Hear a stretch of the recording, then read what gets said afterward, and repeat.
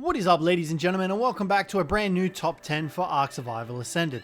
Today, guys, we'll be talking about top 10 creatures you need to tame for the island. Without further ado, let's jump into it. Now, coming in at number 10, we have the Procoptodon. The Procoptodon is such a great tame for just getting around the map. It has the ability to jump, it does take reduced fall damage as well, and it is also a really fast mount to get around the map. Now, if you do come into contact with undesirables like, say, terrorbirds or rexes or anything like that, you do have the ability as well to kick them away and to pelt them away from you, therefore giving you the opportunity to escape by either running or hopping away. Now, as well as that, they also have a pouch that you can use to carry baby dinos as well as other players. And if you do have a mate-boosted female Procoptodon carrying a baby, it will reduce the baby's food consumption as well as provide a 2x imprint buff bonus to the baby when you go to imprint it. Now, this pouch allows you to actually use it in a variety of ways. Like I mentioned, you can carry a player. You can also carry Lystrosaurus and other small dinos, which I'll leave up on the screen for you guys. But carrying the Lystro around means you can provide the extra XP buff to all your dinosaurs in a particular area, making things a lot easier and leveling them up much quicker. Now, their saddle is learnt at level 23, so they're not a very high requirement in terms of level, but you do need quite a bit of resources to make sure you have that prepared. But the Procoptodons are great mounts and they're not too difficult to tame. You set up a billboard trap for them and you can easily set them up in there, knock them out and tame them up using rare mushrooms and plant species X that you find throughout the swamp. It also has very good weight for its size as well, meaning you can do quite a lot of resource runs with the Procoptodon as well. So let's move on to number 9. Now, coming in at number 9, we have the Tusoteuthis. The Tusoteuthis, in my opinion, is the best underwater tame that you can get. It is large, it does a lot of damage, it can grapple with lead Cjthechieses, it can grapple with anything in the ocean. You're able to knock out mosasaurs if you really wanted to, if you've got multiple people and a Tuso. All you need to do is simply grapple with the Tuso and you get the other person to shoot out the mosa. These guys are the kings of the deep, and in terms of taming them, they aren't too difficult. So in order to tame them, all you need is an aquatic tame, say like a Baryonyx or a Carbonemus. Take it to the Tuso. The Tuso will latch onto it and hold it. Now, you will want a little bit of points into the dino's health, and then all you need to do is simply swim up to the Tuso's beak and feed it some black pearls. And just like that, you've got yourself your very own Tusoteuthis. Now, the hardest part about this, honestly, is finding the amount of black pearls, but once you get the black pearls, you're pretty much sweet and you've got your own Tuso. Now, coming in at number 8, we have the Rinognatha. Now, the Rinognatha is... It did get nerfed pretty hard lately, but it is still a very useful and versatile tame. Not only due to the fact that it can carry pretty much anything across the arcs, actually it can carry pretty much any land-based dino.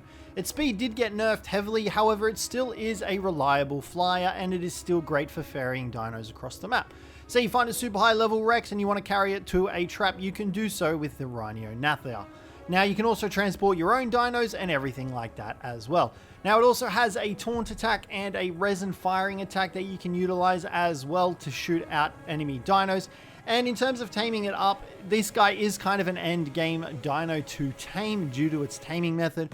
But once you get it tamed up, it is a very versatile mount and it is definitely worth getting. However, there are more useful dinos on this list, which is why this guy comes in at number 8 for. Now, coming in at number 7, we have the Quetzal, the king of the skies. Although the Rinognatha is a very close runner-up, the Quetzal is the OG, giving it the ability with a platform saddle allows it to ferry all your dinosaurs across the map, taking them to boss fights, taking them across bases to wherever you need.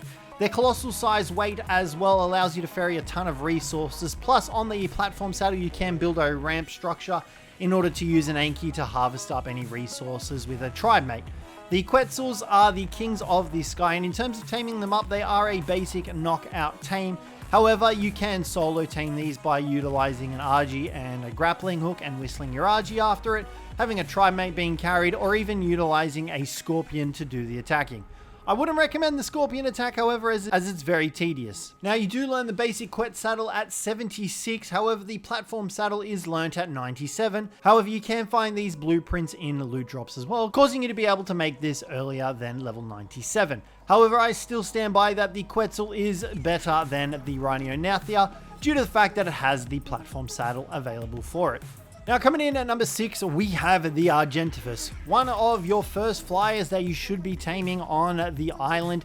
The Argy is a great mount to just traverse the terrain, gather resources, even pick up and tame other dinosaurs.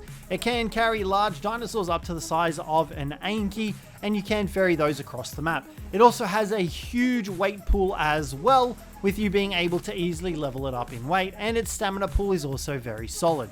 In terms of taming these guys, they are a standard knockout tame, and you can kind of stand still and run around while shooting at these guys to get them to knock out.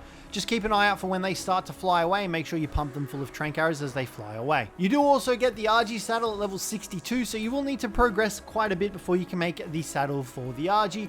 However, you might have trimates that are able to make this saddle before you reach that point. The RG is also able to carry 2 dinos with its beak and its claws, so it is able to carry smaller base dinos in its mouth, such as otters, dodos, pygmastixes, microraptors, any of those shoulder mounted pets, as well as another mount in the claws of the RG up to the size of an Anki, like I mentioned earlier. So they're great for ferrying dinos across the map as well on a smaller scale.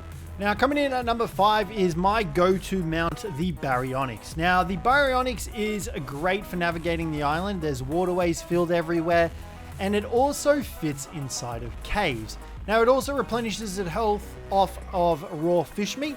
So any raw fish meat that you gather from the caves, it also replenishes its health rapidly from that as well. But the Baryonyx is a great cave fighter. It does fit in most caves on the island, and you absolutely demolish most things. With the headshot modifier being introduced in ASA as well, things like the Sabertooths and the Direwolves just kind of are lackluster, and the Baryonyx's height is a little bit higher. So it does make getting into the caves and avoiding those headshots from other tames and wild dinos much easier and more effective. Now it also has a stun attack in water that it is able to use that stuns nearby dinos up to a certain size and weight, and you can also use this ability to harvest any of the dinos in the area. Now, as well as that, it does have the ability to jump as well, once again making it very well designed for caves as well.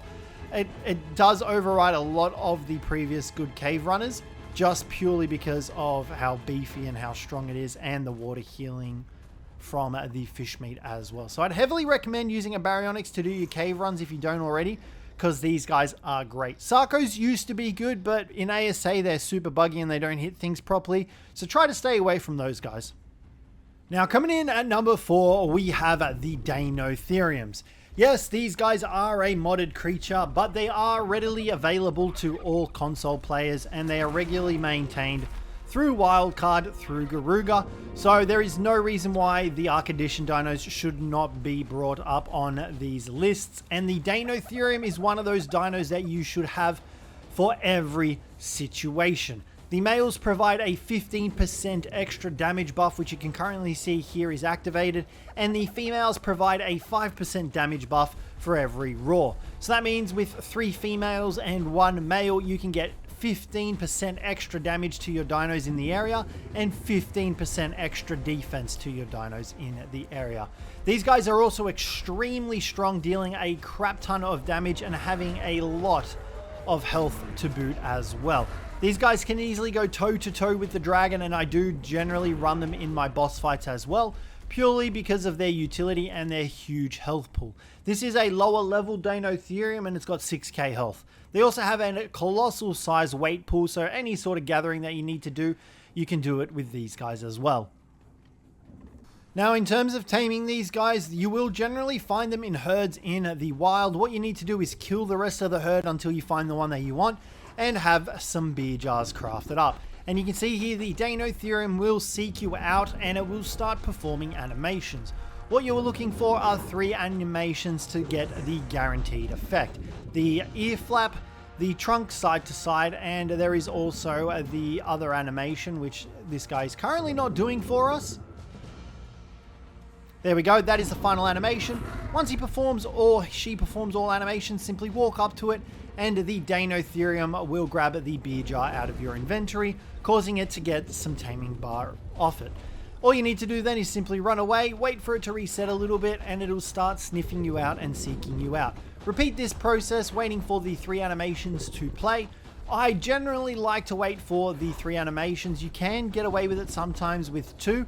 It does have a certain percentage based chance, but 3 will guarantee you a feed off the beer jar. If after 4 or 5 animations it doesn't do the 3, run, because it will aggro on you, and the best way to stop that is to run away, resetting its taming protocol. Now, one thing to keep in mind as well is you do need to be level 95 or higher to actually get the opportunity to tame these Dinotheriums as well. This guy has run through 2 of his animations. The animation that I like looking for is the trunk curl to the side to side, as I do believe that has a higher chance, but you can see here with 2 animations anyway, we've tamed up our own Dinotherium. Their saddle requirement is also level 85 and the basic resources. I really love these guys, and I think they are a great addition to any boss fighting group, and that is why they are here at number 4 on this list. Now, coming in at number 3, we have the Otter.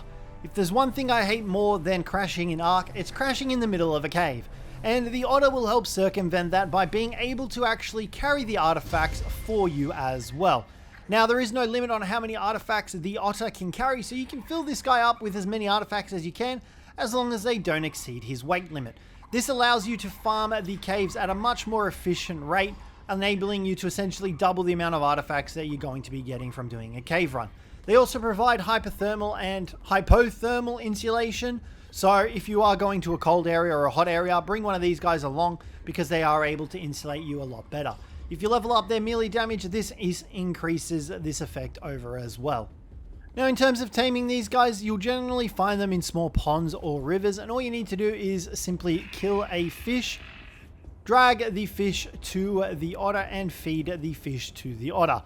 It's not very difficult. It can be a bit tedious due to the way that the system works, and trying to get the actual Otter into the fish into the Otter. It's a very painful process sometimes, but that's all you really need to do. And you can see this guy's already gotten some taming effectiveness from us feeding him the fish.